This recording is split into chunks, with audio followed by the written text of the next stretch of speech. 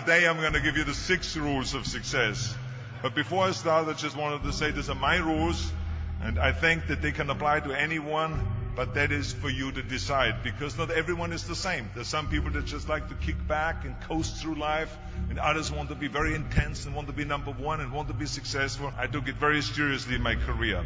So this was the same when I started with bodybuilding. I didn't want to just be a bodybuilding champion. I wanted to be the best bodybuilder of all times. The first rule is trust yourself. And what I mean by that is so many young people are getting so much advice from their parents and from the teachers and from everyone.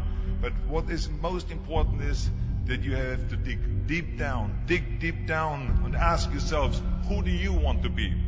Not what, but who. And I'm talking about not what your parents and teachers want you to be, but you.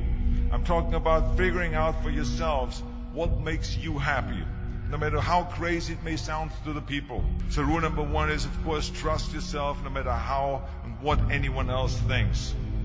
And of course, rule number 2 is break the rules. We have so many rules in life about everything. I say break the rules, not the law, but break the rules.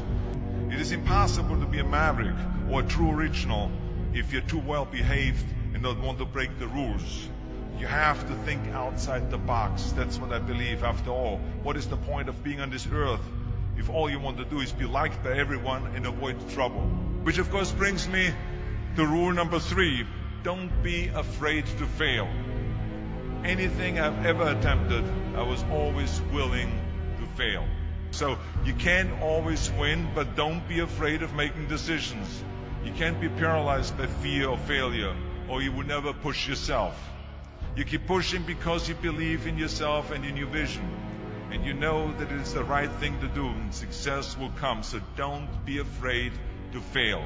Which brings me to rule number 4, which is don't listen to the naysayers. I mean, how many times have you heard that you can't do this and you can't do that and it has never been done before? If I would have listened to the naysayers, I would still be in the Austrian Alps yodeling.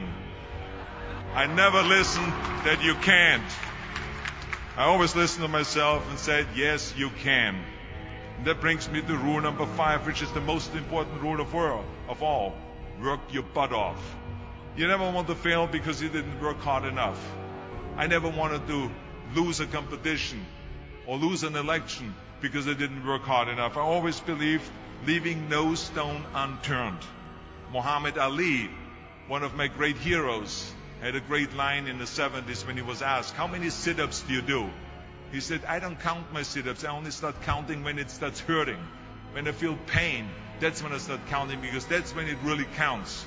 That's what makes you a champion. That's the way it is with everything.